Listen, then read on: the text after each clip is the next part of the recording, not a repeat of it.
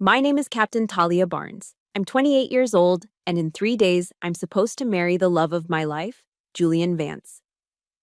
Everything was perfect until I was ambushed in my own future home. My mother-in-law-to-be, Genevieve Vance, glanced at the uniform I wear with honor and delivered a bone-chilling remark. "Let's be realistic, dear. Your military pension won't even cover the property taxes here." His father then slid over a humiliating prenuptial agreement with a cold ultimatum. Sign it, or the wedding is off. What they don't know is that behind my modest salary is a $9 million net worth. Their smug faces are about to confront the only thing they respect. Let me know in the comments where you're watching from. And if you believe that honor can't be bought, hit that like button and subscribe to join me on my mission to wipe those smirks clean off their faces. The air in the Hamptons always feels different, heavy with the scent of salt and money.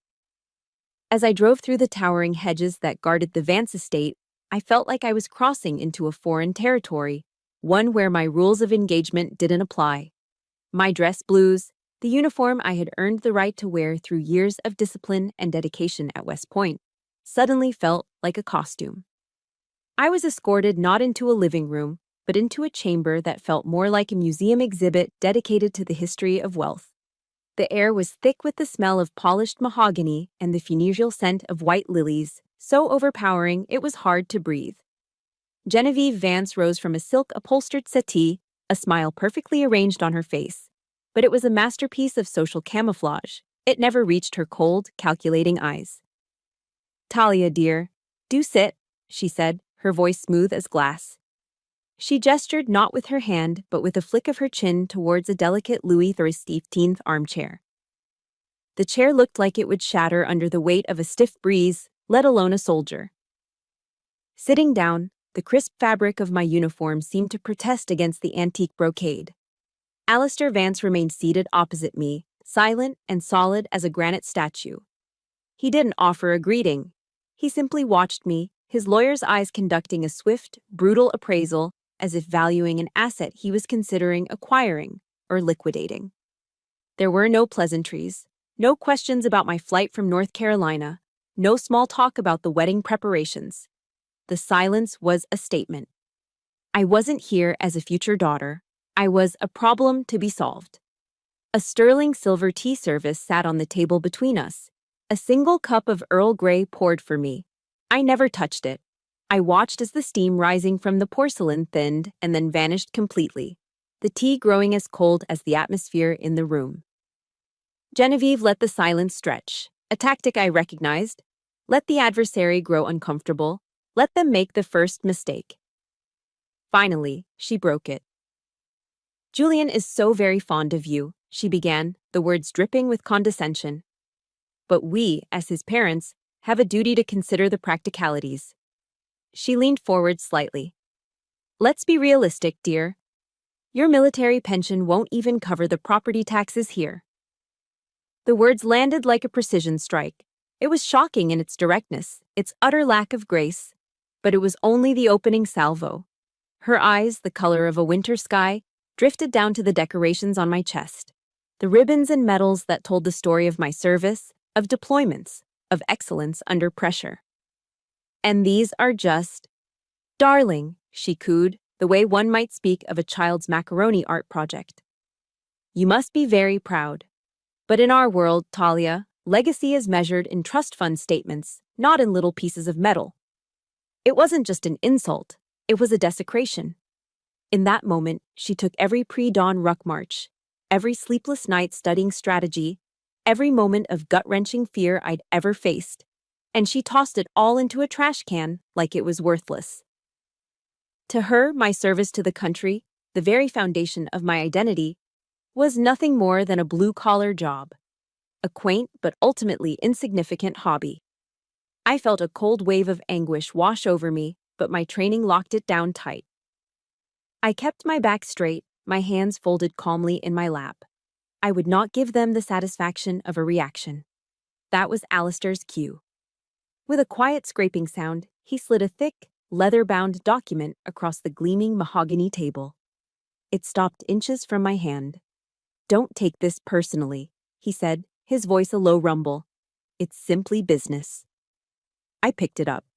The paper was heavy, expensive. I began to flip through the pages, my mind shifting from defense to analysis. It was worse than I could have imagined.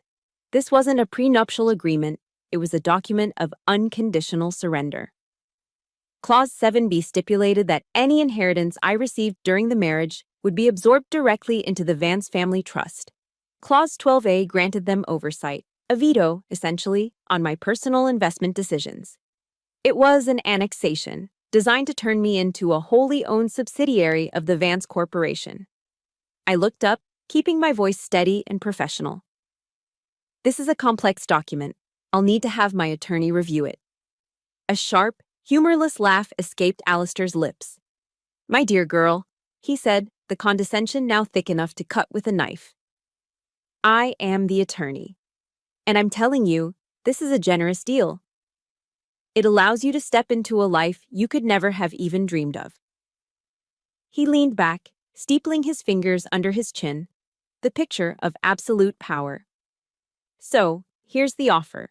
Sign the document, or you can walk out that door and call off the wedding, he concluded, his voice dropping to a flat, dismissive tone. Julian will be disappointed, of course, but he'll get over it. He knows where his loyalties lie. They thought they had me. Cornered, outgunned, and emotionally compromised. They expected tears, pleading, a desperate phone call to Julian. They had prepared for a heartbroken girl, but they were facing an intelligence officer who had just been handed the enemy's entire battle plan. Slowly, deliberately, I rose to my feet. The silence in the room was absolute, charged with their expectation. I didn't say a word. I simply picked up the leather-bound contract. I'll be keeping this, I said. My voice wasn't angry, it wasn't tearful. It was level, final. Their faces registered a flicker of confusion. This wasn't in their script. They had prepared for an emotional surrender, not this cold, steel-enforced silence. As I turned and walked toward the grand double doors, I could feel their eyes on my back, their sense of victory now tainted with a sliver of bewildered uncertainty. The heavy door clicked shut behind me, and I stood for a moment in the marble foyer, taking my first free breath. The game was on. They had shown their hand. Now, what was my plan of attack? I drove away from the Vance estate in a state of controlled silence, the leather-bound contract sitting on the passenger seat like a block of ice, radiating a cold that had nothing to do with the temperature. The calculated cruelty of their ambush still echoed in my ears, but beneath the shock, a cold, hard anger was beginning to solidify. My first instinct wasn't to call Julian. It wasn't to find a hotel and lick my wounds. It was to retreat to solid ground, to my home base. I didn't drive back to the temporary apartment Julian had arranged for me in the city. Instead, I pointed the car toward LaGuardia Airport, my movements precise and automatic. Inside the terminal, I walked straight to a kiosk and bought a one-way ticket for the first available flight to Fayetteville, North Carolina. I needed to go home. I needed to be in a place where things made sense, where honor wasn't just a quaint word people used before talking about money. Hours later, as the plane descended, the sterile, recycled air of the cabin gave way to the familiar, humid warmth of home. When I stepped off the jet bridge, the thick, pine-scented North Carolina air wrapped around me like a comforting blanket. This was real. Driving through the familiar streets of the town that bordered Fort Bragg, I saw them everywhere. American flags hanging proudly from front porches, yellow ribbons tied around old oak trees. This was a world a million miles away from the cold marble and polished mahogany of the Hamptons, not just in distance, but in soul. I let myself into my parents' quiet, modest house. It smelled of coffee and cedar, the comforting scent of my entire childhood. In the study, I went straight to the bookshelf and pulled down my grandfather's old wooden footlocker. Inside, nestled in faded velvet, was his distinguished service cross. I lifted it from its box, the metal cool and heavy in my palm. It felt substantial. It felt earned. Holding it, I could almost hear his voice, a low, steady baritone that always made you feel safe. I remembered the long summer afternoons he spent teaching me chess on the porch, the scent of freshly cut grass hanging in the air. "Talia," he'd say, moving a knight with his worn, steady hand. Every piece on this board has its own value, from the pawn to the queen. But the game is won by the player who knows how to use them. Don't you ever let someone else tell you what you're worth. He was a decorated army colonel from the Second World War, a man who had seen the worst of humanity and emerged with his integrity intact. But he was also a quiet, shrewd investor, a man who had studied the stock market with the same intensity he had studied battlefield maps. He'd built a fortune not for the sake of luxury or status, but for one single, non-negotiable purpose: to ensure that his children and his children's children would never have to bow their heads to anyone for money. He never talked about it. The wealth wasn't the point. It was a tool. It wasn't money. It was freedom. Then I thought of my father. I remembered the day my acceptance letter from West Point arrived. My dad, a retired sergeant first class who had spent 20 years in the 82nd Airborne, didn't pop a bottle of champagne or throw a party. He just nodded, a slow, proud smile creasing the corners of his eyes. Then he led me out to the backyard, handed me an axe, and pointed to a pile of logs. "You want to be an officer? Good," he said, his voice rough as gravel. "Then you're going to split this wood. A soldier has to know how to take care of herself before she can lead others." So I spent the rest of that day splitting firewood, my hands blistering, sweat stinging my eyes. That was how my family showed love. Not with empty platitudes or expensive gifts, but by forging us, by teaching us resilience. They gave us the tools to be unbreakable. Genevieve Vance thought she was insulting me with money. She couldn't have been more wrong. She wasn't attacking my bank account. She was attacking the very bedrock of my existence, the foundation built by 3 generations of the Barnes family: honor, service, and a self-respect that could not be bought, sold, or negotiated. Back in my father's study, I cleared a space on his old oak desk. On one side, I placed the Vance's insulting contract, its polished leather cover gleaming under the desk lamp. On the other side, I placed my grandfather's Distinguished Service Cross. 2 worlds, 2 value systems locked in a silent confrontation. I looked at the framed, black-and-white photograph on the wall. It was my grandfather as a young man in his WW-73 uniform, his gaze clear and resolute, looking out at a future he was fighting for. I knew exactly what he would say if he were here. He wouldn't tell me to be polite or to compromise. He would quote Patton, just as he always did. "Measure a man not by where he stands in moments of comfort, but by where he stands at times of challenge and controversy." He'd tell me to assess the terrain, gather my forces, and fight. A quiet promise formed in my heart. "I won't let you down, Grandpa," I whispered to the photograph. The path forward was suddenly clear. This wasn't a family squabble anymore. This was a tactical operation, and every good operation needs the right assets. I pulled out my phone and scrolled through my contacts, past names of colonels and fellow captains, until I found the one I was looking for: Marcus Thorne, a name as solid and dependable as the man himself. Retired JAG Corps Colonel.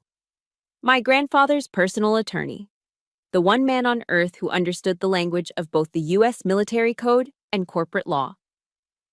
I pressed the call button. It was time to bring in the artillery. Back in my father's study, the comforting presence of my family's history did little to quiet the storm brewing inside me. The books on military strategy lining the walls, Clausewitz, Sun Tzu, battle analyses from Normandy to Fallujah, all spoke of tactics and logistics, but none offered a protocol for a betrayal of the heart.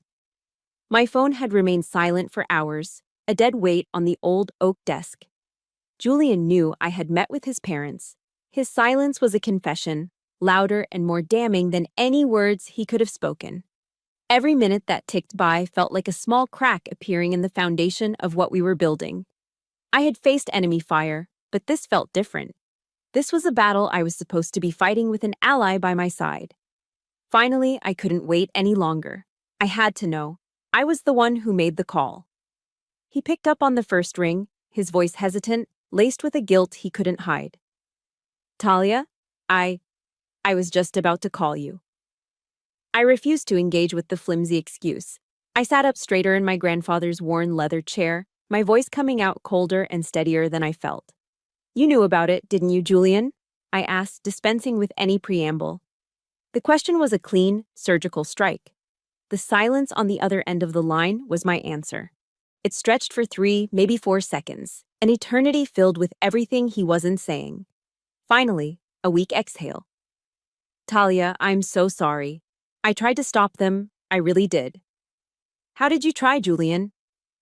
I cut him off, the coldness in my voice sharpening to a razor's edge. By letting me walk into that ambush alone. In the army, we have a name for that. It's called abandoning your partner under enemy fire. He stumbled over his words, trying to explain. The explanation was a cascade of tired, predictable excuses. Family tradition, he said. The pressure they put on me, they just want what's best. It all sounded like nonsense, the meaningless justifications of a man who had chosen the path of least resistance. Julian, did you read the contract? I pressed, my voice low and controlled. Did you read the clause that says I would have no legal claim to the home we live in, that I would have to surrender control over my own assets? Did you read that part? He stammered. I thought it was just a formality, a standard thing. No, I said, my voice dropping to an icy whisper. It is not a formality, it's a manifesto. It declares that I am not trustworthy, that I am an outsider, that I am not your equal. Do you agree with that manifesto, Julian? He had no answer. There was no answer. After a few more moments of his agonizing silence, I ended the call. The phone clattered onto the desk, and a profound, terrifying emptiness washed over me. For the first time, I felt utterly alone in this fight. My fingers, moving on autopilot, dialed my best friend, Maya Ray Reyes. She was a combat helicopter pilot, currently stationed at Ramstein Air Base in Germany. But she picked up instantly, her voice a welcome shot of caffeine and common sense. Barnes, what's wrong? You sound like you just got your butt handed to you in a war game. I told her everything. The mahogany room, the condescending smiles, the contract, and the gut-wrenching phone call with Julian. When I finished, Maya didn't offer any soft, useless platitudes. She was a pilot. She saw things in terms of threats, targets, and mission objectives. Talia, listen to me, she said, her voice sharp and clear over the thousands of miles of ocean. This is a PSYOPs campaign. Standard divide and conquer. They're trying to isolate you, break your morale, don't let them. But this Julian guy, he has to prove his loyalty. On my crew, if someone hesitates under fire, they don't just endanger themselves, they endanger the entire mission. They get everyone killed. Her words were like a splash of ice water to the face, shocking me out of the emotional fog. She was right. This wasn't just about my hurt feelings. This was a strategic assessment of a life partner, my co-pilot. I took a deep, steadying breath, my resolve hardening into something cold and clear. My training took over, pushing the pain aside, focusing only on the objective. Trust, but verify. It was time to verify Julian's allegiance. I picked up my phone again. This time, I sent a short, unambiguous text message. I don't need an apology. I need a decision. Where does your loyalty lie? With your family's legacy or with our future? You have 24 hours to decide which side you're fighting on. I set the phone down on the desk, face down. I had done what a commander has to do, draw a clear line in the sand and demand an unequivocal commitment. The ball was in his court now. Before I tell you what happened next, I have to ask you something. If you've ever felt like you were fighting a battle all alone, when the one person who was supposed to have your back went silent, then please hit that like button so I know I'm not the only one. And in the comments, just type a simple, I stand with you. It means more than you know. Now, while I waited for his answer, I would prepare for war, whether I had to fight it alone or with him by my side.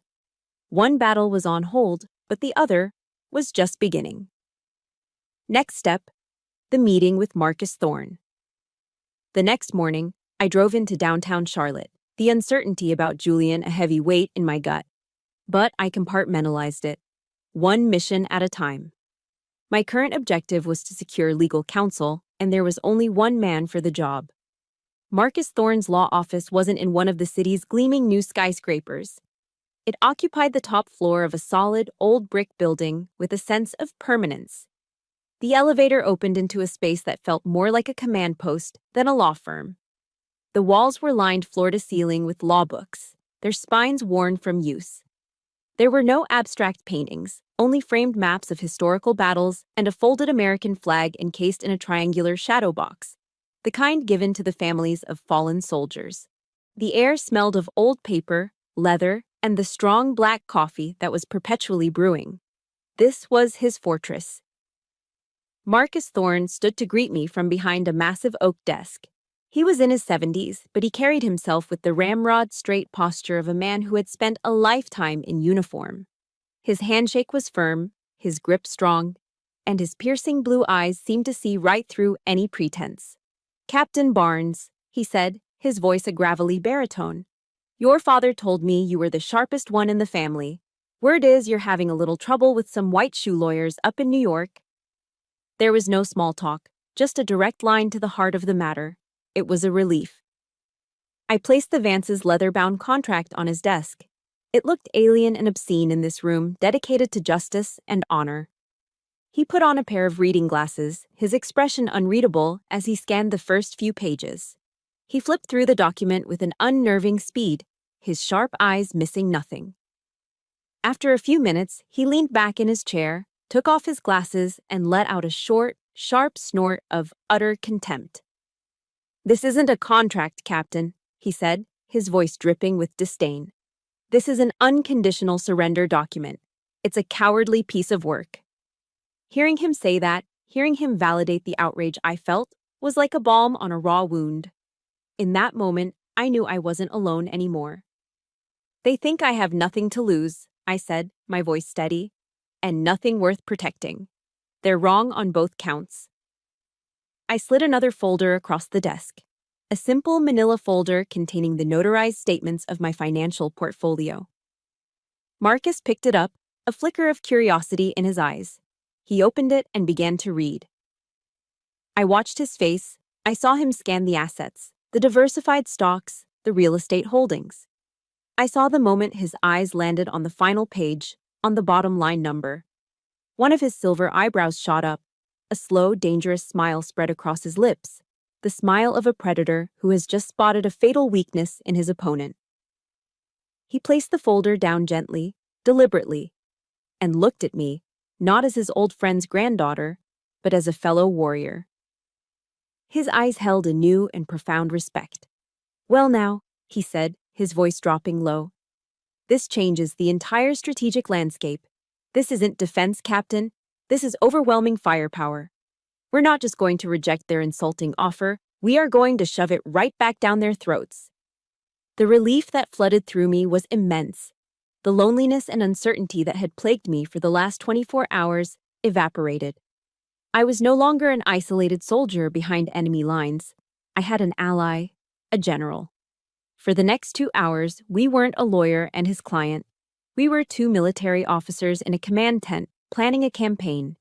We whiteboarded the entire operation, analyzing the enemy's strengths and, more importantly, their weaknesses, their arrogance, their obsession with appearances, their mortal fear of public scandal. We defined our strategic objective, not to annihilate, but to compel, to force them to the negotiating table and secure a treaty based on mutual respect, not domination. "We are not playing their game by their rules, Talia," Marcus said, tapping a pen on the desk like a drumbeat. "We are creating a new battlefield, one where their money and status mean nothing. We're going to draft our own prenup, a document that isn't about protecting assets, but about protecting honor." He got it. He understood instantly that this was never about the money. It was about the principle. He pulled out a yellow legal pad and began to sketch out the framework. We didn't call it a prenuptial agreement. We called it the Articles of an Equal Partnership. It didn't begin with a cold list of assets. It began with a preamble, a declaration of principles, mutual respect, shared sacrifice, and a commitment to support one another's careers and callings. It shielded my inheritance with ironclad language, but it was also fair to Julian, protecting his own future contributions. It transformed a cold legal document into a statement of values. It was our Declaration of Independence. When Alistair Vance reads this, Marcus said with a grin of pure predatory satisfaction, he's going to realize he's not dealing with some naive little soldier girl. He's going to realize he's dealing with the granddaughter of one of the smartest, toughest men I ever had the honor of serving with. He capped his pen and pushed the legal pad towards me. The foundation of our counteroffensive was complete. Now, he said, his voice softening just a fraction, you go home, and you wait to see if your young soldier passes his test. The 24-hour deadline I had given Julian stretched into an agonizing silence. With every hour that passed, the hope I clung to frayed a little more. I had my meeting with Marcus Thorne. I had a plan of attack. But the question of whether I would be executing it alone hung in the air like a storm cloud. I tried to focus, to read, to do anything to keep my mind off the ticking clock. But it was no use. This wasn't a tactical problem I could solve with logic. It was a matter of the heart. 23 hours after I sent the text, just as I was beginning to accept the bitter reality that I had lost him, I heard a knock at the front door. Not a loud, demanding knock, but a soft, hesitant one. My breath caught in my throat. I walked slowly to the door, my heart hammering against my ribs. Looking through the peephole, I saw him. It was Julian. He was just standing there on the porch, looking exhausted. His hair was a mess, his clothes were rumpled, and he held a small carry-on bag in one hand. He hadn't just driven from the city, he had flown here. That single decisive action spoke volumes more than 1,000 texted apologies. A fragile tendril of hope began to unfurl in my chest.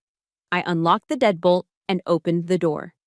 He didn't try to rush in, he didn't try to hug me or offer a desperate excuse. He just stood there, his eyes meeting mine. And in their depths, I saw profound, soul-deep regret. You were right, he said, his voice hoarse with fatigue and emotion. You told me I had to pick a side, and I have. I'm here, Talia. I'm on your side. I stepped back and let him in, my own voice failing me. We didn't speak as he set his bag down. We just moved into the simple, comfortable living room of my parents' house, a universe away from the cold, mahogany-paneled room where my ordeal had begun. The silence wasn't awkward, it was heavy with everything that needed to be said. He finally broke it, the words tumbling out as if a dam had broken inside him. He told me everything. After our call, he had driven straight to the Hamptons and confronted his parents. He told them their contract was a disgrace, an insult to the woman he loved. He told them that if they forced the issue, he would be the one to call off the wedding, and he would make sure the whole world knew exactly why. He described the fallout. His father's explosive anger, his mother's theatrical tears.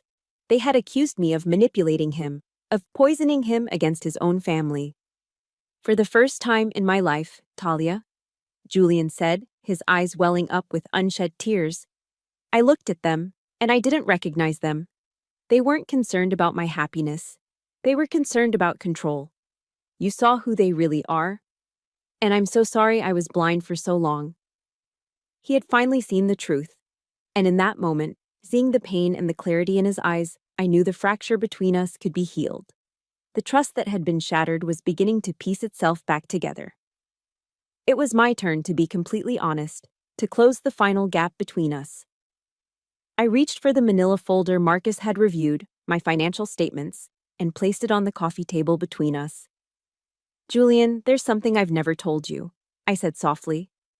It wasn't because I didn't trust you, it was because I needed you to fall in love with me, with this soldier, with the person I am, and not with anything else. He looked at the folder, then at me, a question in his eyes. He opened it. I watched his face as he processed the information, the sequence of emotions playing out in his expression. Confusion, then utter shock. And then, as his eyes found the bottom line, I saw something else flicker across his face. A complex, undefinable look that settled on a faint hint of hurt. He looked up at me, his voice barely a whisper. Why didn't you tell me? Because in my world, I explained, my voice gentle but firm, you're judged by what you do, not by what you have. I needed to be seen as Captain Barnes, not as an heiress. The hurt in his eyes slowly dissolved, replaced by a wave of deep and profound understanding. He closed the folder and pushed it aside, as if it were irrelevant. I get it, he breathed, a small sad smile touching his lips. I fell in love with a soldier, not a bank account.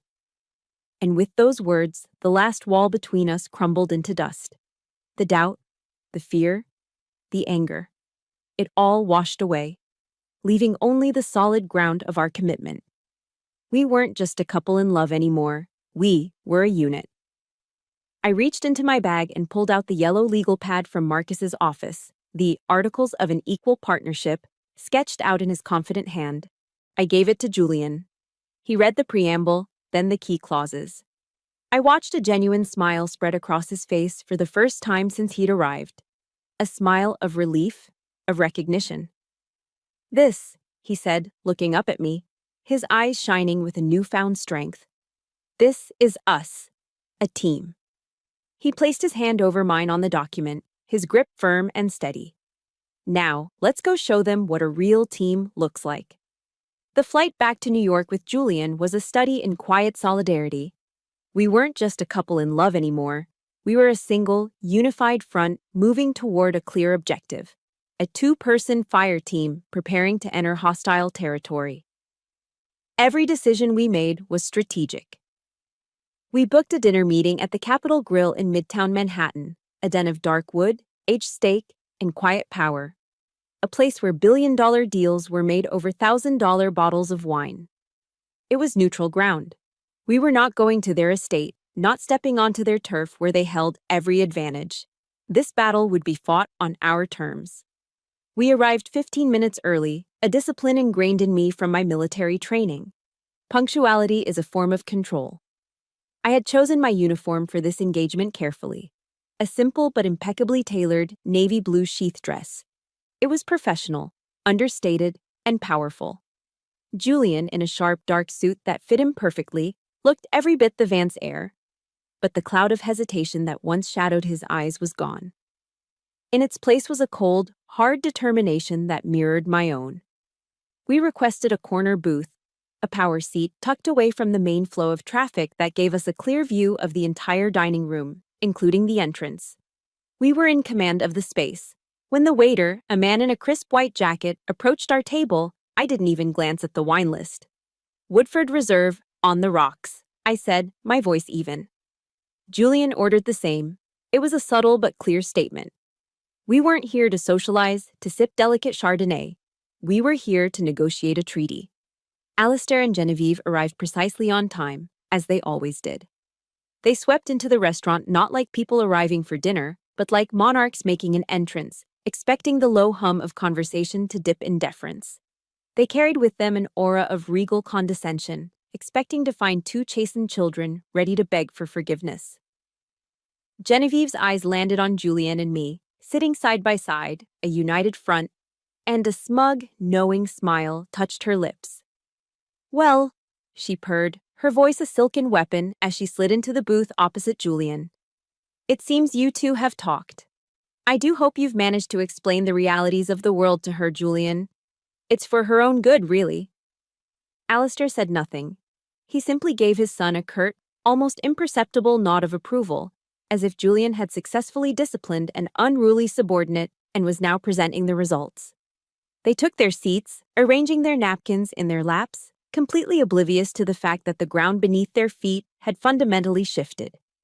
They had come expecting a surrender. They were about to face a full-scale counteroffensive. Julian didn't wait for them to settle. He didn't allow for small talk. He launched the first strike, his voice steady and unwavering, cutting through their condescending act. Father, mother, he began, his tone formal and final. We're here tonight to inform you that your proposed contract is unacceptable. It isn't just unfair, it's an insult, and we will not sign it. Either we find a resolution tonight based on mutual respect, or there will be no wedding. The smugness on Genevieve's face froze, then cracked like a porcelain mask. I watched her eyes flicker with genuine surprise, which quickly hardened into anger. Alistair's gaze narrowed, his focus sharpening on his son like a laser. He was clearly blindsided, not by the sentiment, but by the united rebellion. "Julian, don't be naive," Alistair shot back, his voice taking on a hard, threatening edge. "This is how the world works. This is how legacies are protected." "No," I said, speaking for the first time. My voice was quiet, yet it seemed to cut through the restaurant's ambient noise. "That is how your world works. In our world, we have something called honor." I reached into my briefcase and pulled out 2 folders. I slid them across the polished dark wood of the table. They came to a stop directly in front of Alistair. One was the single-page document Marcus had drafted, our Articles of an Equal Partnership. The other was the simple manila folder containing my certified financial statement. "Before you read our proposal," I said, my eyes locked on Alistair, "I think you should look at this first. It will allow us to have a conversation based on a full disclosure of the facts." Genevieve reached for the manila folder with 2 fingers as if it were contaminated, a look of profound distaste on her face. But Alistair, ever the lawyer, ever the pragmatist, opened his immediately. I kept my own expression neutral, my training kicking in. I was an intelligence analyst observing a target, cataloging every micro-expression. I saw the flash of annoyance at our audacity. I saw it morph into confusion as he scanned the list of assets, diversified stocks, real estate holdings. And then, as he turned to the final page and his eyes hit the bottom line number, I saw it. The complete and utter demolition of his arrogant composure. The blood drained from his face, leaving behind a pale, waxy sheen under the restaurant's dim lighting. It was as if he'd been physically struck. His head snapped up, his eyes wide, locking onto mine. The superiority was gone, vaporized. In its place was a raw, uncomprehending disbelief. He was looking at me, truly looking at me, for the very first time. Genevieve, sensing the sudden, violent shift in her husband's demeanor, snatched the folder from his limp hands. I heard her sharp, incredulous intake of breath. Her perfectly lipsticked mouth fell open. All the sarcasm, all the condescension, all the carefully constructed superiority she wore like armor simply vanished. 9 million, she stammered, the words a choked whisper.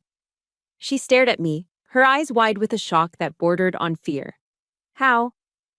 "My grandfather was a good soldier," I stated, my voice flat and even. "He was an even better investor." Julian seized the tactical advantage. His voice, now resonating with a power and authority I'd never heard from him before, filled the stunned, cavernous silence. "Now," he said, pushing our 1-page proposal toward them with a decisive flick of his wrist.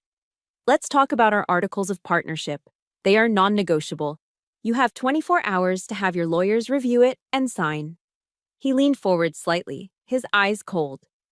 "If you don't," he paused, letting the weight of his next words sink in, "I will personally call the New York Times and give them a very interesting story about how the Vance family treats a decorated officer of the United States Army." Alistair and Genevieve were completely silent. They just stared, first at the document, then at us. For the first time in their privileged lives, they were disarmed, outmaneuvered, and utterly silenced. The smug smiles were gone, replaced by the blank, stunned expressions of 2 monarchs who had just been checkmated by a pawn they never even saw coming. They were speechless. And honestly, seeing the shock on their faces was one of the most satisfying moments of my life. If you agree that some people need a serious reality check, hit that like button. And for my question tonight, just comment with the word checkmate if you were cheering for us in that moment. We stood up from the table, leaving them there amidst the ruins of their own arrogance. The battle was over. The war, however, was about to enter a new and uncertain phase. The 24 hours after our dinner at the Capitol Grill were thick with a tense, waiting silence. Julian and I didn't talk much about what might happen. We didn't need to. We just stayed together in a city apartment, a quiet, solid presence for one another. The battle had been fought. Now we were holding the line, waiting to see if the enemy would surrender or force us to deploy our final weapon, the call to the press. At precisely 5 p.m., an email pinged on my phone. It was from Marcus. The subject line was a single word: victory. I opened it. The message was brief and to the point, just like the man himself. Article signed, no revisions. Congratulations, Captain. A wave of profound relief washed over me, so strong it almost buckled my knees. I showed the phone to Julian, and he pulled me into a fierce hug, lifting me off the floor. "We did it," he whispered into my hair. "No," I corrected him, pulling back to look him in the eye. "You did it. You chose to be my partner." The moment was sweet, a clear and decisive win. But it didn't feel like the pure elation of a total victory. It was more complicated than that. We had won the legal battle, but the collateral damage to our future family felt immense. Just as that thought crossed my mind, my phone buzzed again. A text from an unknown number. My stomach tightened. "This is Genevieve," the message read. "Can we meet?" Alone, just the two of us. My first instinct was suspicion. Was this another trap? Another attempt to manipulate the situation? But the request was direct, without any of the usual flowery language she used. I agreed, suggesting a small independent coffee shop in Greenwich Village, a place far from her Upper East Side comfort zone. If she was serious, she would come to me. When she walked into the cafe the next afternoon, I almost didn't recognize her. The usual armor of designer clothes and perfectly coiffed hair was gone. She wore simple slacks and a cashmere sweater. Her face looked tired, and for the first time, I saw the fine lines of vulnerability around her eyes. She carried none of her usual aristocratic air as she navigated the crowded room. She sat down opposite me, placing her handbag on the floor. And for a long moment, she just stared into the latte the waitress had placed in front of her. The silence stretched, but this time, it wasn't a weapon. It was hesitant, uncertain. Finally, she lifted her head and looked directly at me. Her eyes were clear of the icy judgment I was used to. "I was wrong," she said, her voice quiet and steady. "I judged you based on my own prejudices. I was cruel, and I was unfair. There is no excuse for my behavior." She took a breath, and the next words seemed to cost her a great deal. I am sorry, Talia." The apology stunned me more than the $9 million revelation had stunned her. I had been prepared for more arguments, more threats, perhaps a more subtle form of manipulation. I was not prepared for a direct, unequivocal apology.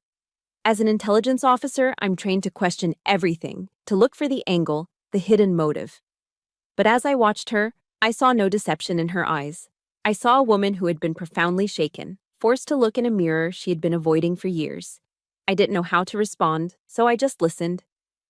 "You remind me of Julian's great-grandmother," Genevieve continued, a distant, thoughtful look on her face.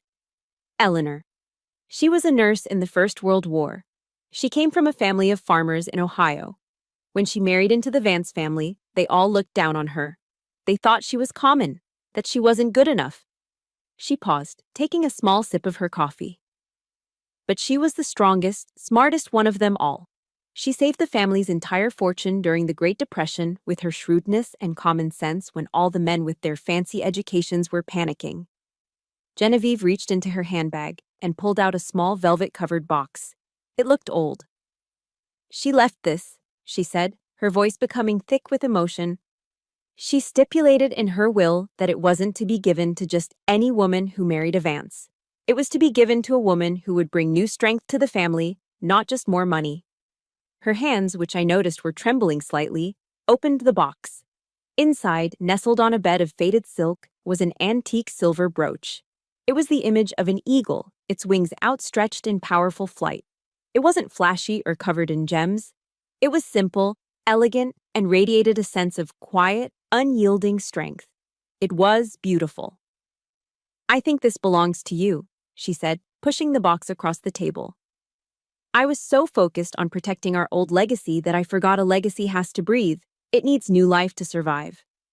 You are that new life, Talia. Your strength is something we haven't had in a long time. I picked up the box. The weight of it felt significant in my hand. This wasn't just a piece of jewelry.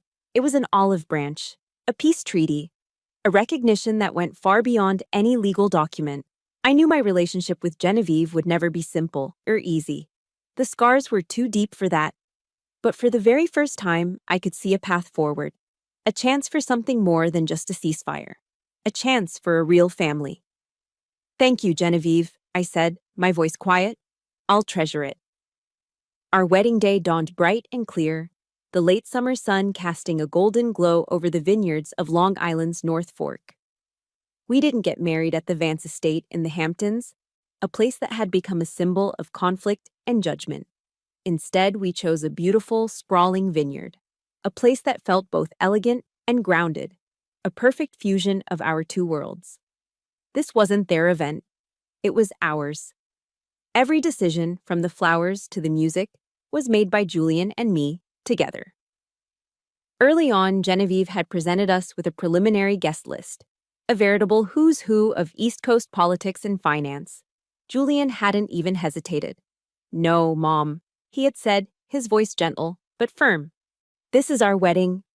Talia's friends, the soldiers she has served with, the men and women who have had her back in some of the most dangerous places on earth, they are just as important as any senator on your list."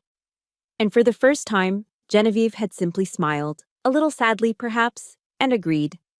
The stage was no longer hers to command. As the guests began to arrive, the beautiful harmony of our two lives played out before my eyes. On one side of the lawn, under a magnificent old oak tree, were the Vance's guests, men in Tom Ford suits and women in Chanel dresses discussing stock portfolios and summer travel plans. On the other side were my guests, my family from North Carolina and my friends from the military, standing tall and proud in their dress uniforms, sharing stories of deployments and life on base. My best friend, Maya Ray Reyes, looking stunning and formidable in her Air Force mess dress, quickly became the center of attention. I watched, a smile spreading across my face, as she stood engaged in a lively conversation with one of Alistair's oldest law partners, a notoriously gruff man in his 70s. They were both laughing, completely engrossed. In that moment, I saw more than just a polite mingling of guests. I saw a bridge being built, a sturdy, hopeful structure spanning the chasm between our two seemingly irreconcilable worlds. For the first part of the ceremony, I chose not to wear a traditional wedding gown. Instead, I wore my Army service uniform, the crisp white shirt and dark blue jacket that represented so much of who I was. Pinned carefully to the lapel was the antique silver eagle brooch, Eleanor Vance's legacy, a silent testament to the peace we had forged. When the music began and I started my walk down the aisle, I saw Julian waiting for me under an archway of white roses. The look in his eyes held everything: love, respect, admiration, and a profound understanding of the journey we had taken to get to this moment. When I reached him, he didn't just take my hand. He gave me a slow, deliberate nod of respect, a soldier acknowledging his partner. We had written our own vows, words that spoke not just of love, but of alliance. "I promise," I said, my voice thick with emotion but steady, "to be your compass when you are lost, and your fortress when the storms come." He squeezed my hand, his own voice clear and strong. "And I promise," he answered, "to be the sentinel of your heart, the one who will never, ever leave you behind on the battlefield of life." We weren't just exchanging rings. We were forming an unbreakable alliance. As the officiant pronounced us husband and wife, we turned to walk back down the aisle, and I was met with a surprise Julian had arranged. My military friends had formed a traditional saber arch, their polished swords gleaming in the afternoon sun, creating a vaulted ceiling for us to pass under. It was a beautiful, powerful symbol, a formal welcome for Julian into my world, my family of choice. Later, at the reception, held in a beautifully restored barn lit by hundreds of fairy lights, it was time for the toasts. I steeled myself for Alistair's speech, expecting a few polite, hollow platitudes. But he surprised me. He stood, raised his glass of champagne, and waited for the room to fall silent. "When I first met Talia," he began, his voice deep and contemplative, "I saw an officer, a capable, disciplined young woman. Today," he paused, his eyes finding mine across the crowded room, "I see a brilliant strategist, a woman of iron will, and a deeply compassionate heart." He let that sink in before continuing. "Our great-grandmother Eleanor used to say that the Vance family needed new blood to survive, to keep from growing stagnant and complacent. Talia, he said, raising his glass higher, welcome to the family. You are not just marrying into it, you are strengthening it. It was the final, unconditional surrender. Not a signature on a contract, but a public declaration, an admission of her value and his own misjudgment.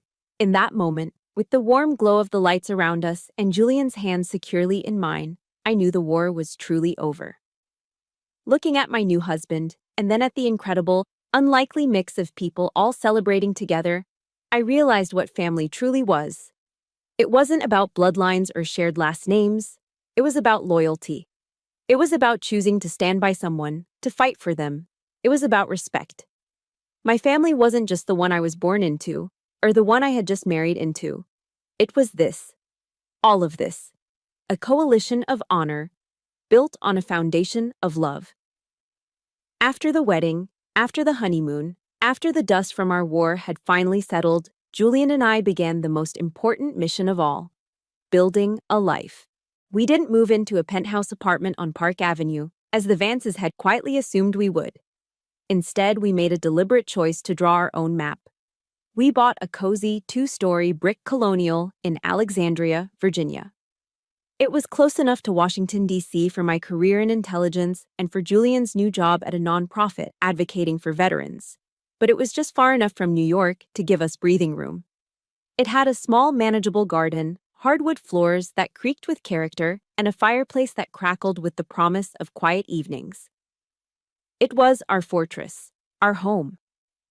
We established our own rules of engagement for our marriage from day one. All major decisions made together, no financial secrets, and an unbreakable rule that his family and my family were not to interfere in a conflict between the two of us. We were a sovereign nation of two. Genevieve's first visit was a test of those new borders. She walked into our home, her eyes scanning our simple, functional kitchen. We didn't have a Sub-Zero refrigerator or a 6-burner Wolf range. We had a GE profile and countertops we'd installed ourselves. "Oh," she said, a faint wrinkle of distaste appearing on her brow. "It's all very rustic."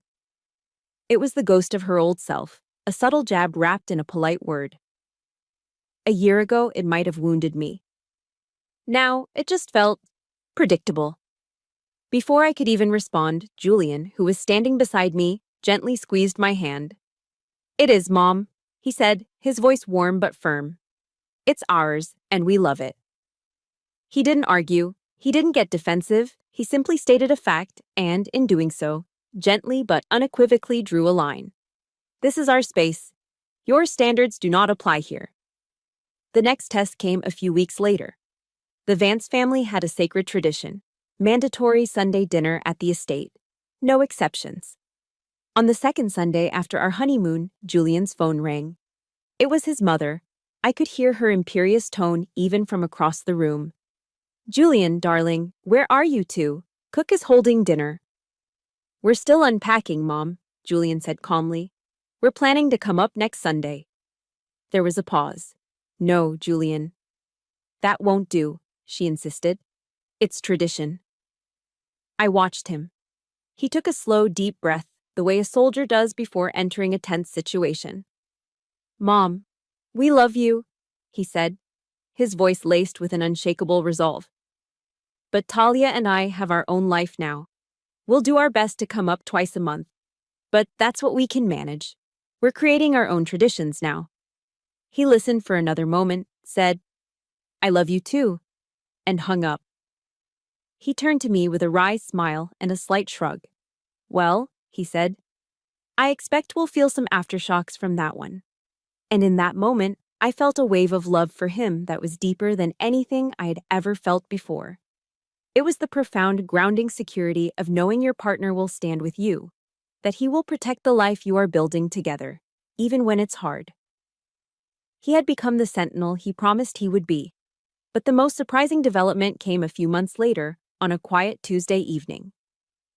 My phone rang with a call from a number I recognized with a start. Alistair Vance's private line. I braced myself, expecting some new legal maneuver or complaint. There were no pleasantries. He got straight to the point. "Talia," he said, his voice all business. I'm looking at a potential investment in a new defense technology firm. I recall you mentioning you did sector analysis in that field. I want your professional opinion. As an expert, not as my daughter-in-law. I was floored. He wasn't calling to challenge me. He was calling for my help. For the next hour, we talked. I broke down the company's technology, their market position, the potential risks in their supply chain, and the geopolitical factors he hadn't considered. I was direct, professional, and uncompromising in my analysis. I gave him the same unvarnished truth I would give a commanding general. When I was done, there was a long silence on the other end of the line. For a moment, I thought I had overstepped. Then his voice came back, devoid of its usual arrogance. "Thank you," he said simply. "Your assessment was valuable." That was it. But it was everything. It was a recognition of my worth based on my skills and my intellect. The respect I had fought for wasn't just a grudging concession made under duress. It was real. That night, I told Julian about the call as we sat by the fire, a glass of wine in my hand. He just smiled, a look of deep pride on his face. "See?" he said softly. "You didn't just marry into my family, Talia. You're changing it." We sat there in comfortable silence for a long time, watching the flames dance. The peace we felt wasn't the absence of conflict. We knew there would be more challenges, more negotiations, more small battles to be fought along the way. But this was a new kind of peace. It was the quiet confidence that comes from knowing you can face any storm, navigate any terrain, as long as you have your partner by your side. We had fought for this peace, and it was sweeter than any victory I had ever known. 2 years passed. 2 years of building a life in our quiet corner of Virginia, of finding a rhythm that was uniquely ours. I was still serving, my work in intelligence as demanding and fulfilling as ever. And Julian had found his true calling, leaving the corporate law world far behind to work for a nonprofit that provided legal and financial support to veterans transitioning back to civilian life. He was happier than I had ever seen him, his work fueled by a quiet passion to serve those who had served. One evening, we were sitting in our small study, paying bills and reviewing our finances, just like any other married couple. I was looking at the quarterly statement from the portfolio my grandfather had left me. The numbers on the page were impressive, but they also felt abstract, impersonal. "You know," I said, breaking the comfortable silence, "we have more than we will ever need. I want this money to mean something more. I want it to do something." Julian looked up from his laptop, his expression thoughtful. "I've been thinking the same thing," he said. He leaned back in his chair. "Do you remember that first day at the estate? What my mother said about your pension?" A shadow of the memory, the sting of the insult, passed through me. I nodded. "What if we did the exact opposite of that?" he proposed, a new energy lighting up his eyes. "What if we use Avant's legacy, their shrewdness with money, to honor the values of the Barnes family?" And just like that, an idea was born. Not from anger or desire for revenge, but from a place of peace and a shared desire to create something positive from the ashes of our conflict. We decided to establish a scholarship fund. We didn't want to fund a trust fund kids on their way to the Ivy League. The world had enough of that. Our scholarship would be for the children of enlisted service members and veterans. Bright, talented young people who wanted to pursue careers in public service, education, nursing, social work, law enforcement. The quiet heroes who hold the fabric of our nation together. It became our shared project, a perfect fusion of our skills and our worlds. Julian, with his legal expertise, handled the complex paperwork of establishing a charitable foundation. I, with my network throughout the military community, worked to find the most deserving candidates. We named it the Barnes-Vance Legacy Scholarship. The name was a statement in itself, a symbol of the bridge we had built, of the reconciliation of two families, two value systems, into a single, stronger entity. The first award ceremony was held not in a flashy hotel ballroom, but in the magnificent, awe-inspiring Great Hall of the Library of Congress's Thomas Jefferson Building in Washington, D.C. The setting was intentional, a place of knowledge, of national heritage, a place that belonged to every American. Alistair and Genevieve were there. They flew down from New York for the event and sat in the front row. They had changed in the past 2 years. The hard edges of their arrogance had softened. As they looked around the historic hall, at the bright young faces of the scholarship recipients, I saw something in their eyes I had never seen before, a quiet, genuine pride. When it was my turn to speak, I stood at the podium and looked out at the audience, at the hopeful students, their proud parents in and out of uniform, and at my 2 families, now united. My family taught me that honor can't be bought, I began, my voice clear and steady. It must be earned through service and sacrifice.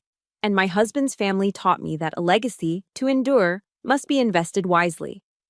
I smiled, looking from my father to Alistair. Today, we are combining those 2 lessons.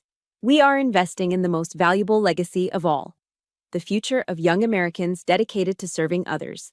We are investing in you. After the ceremony, as people mingled over coffee and pastries, a young woman with bright, intelligent eyes and a shy smile approached me. "Captain Barnes," she said. "I'm Sarah. My dad is a sergeant first class with the 101st Airborne. I just wanted to thank you. Because of this scholarship, I can afford to go to nursing school. You're my hero." Looking into her shining eyes, I felt a sense of clarity so profound it was like the sun breaking through the clouds after a long and violent storm. My personal war with advances, a conflict that had felt so all-consuming, so painful at the time, was never just about me. It was a necessary crucible, a trial by fire that had forged us all, me, Julian, even his parents, into something stronger, something better. It had cleared the way for this moment, for this self-made dawn. I reached for Julian's hand, my fingers lacing through his. We hadn't just built a marriage. We had, against all odds, built a legacy. A legacy defined not by the cold, hard numbers in a bank account or by a storied family name, but by the quiet, enduring power of honor, by the strength of integrity, and by the simple, profound act of giving someone else a chance. And that was a legacy worth fighting for. Looking at that young woman, Sarah, I finally understood the most important lesson from this entire ordeal. My grandfather taught me that no one else gets to decide your value, and my in-laws put that lesson to the ultimate test. They tried to put a price tag on my honor, on my service. They failed because my worth was never up for their negotiation, and neither is yours. Our journey together doesn't have to end here. If you believe in stories where integrity is the only currency that matters, you've found your community. Please subscribe and share this story with someone who needs to be reminded of their own unshakable worth. Thank you for listening.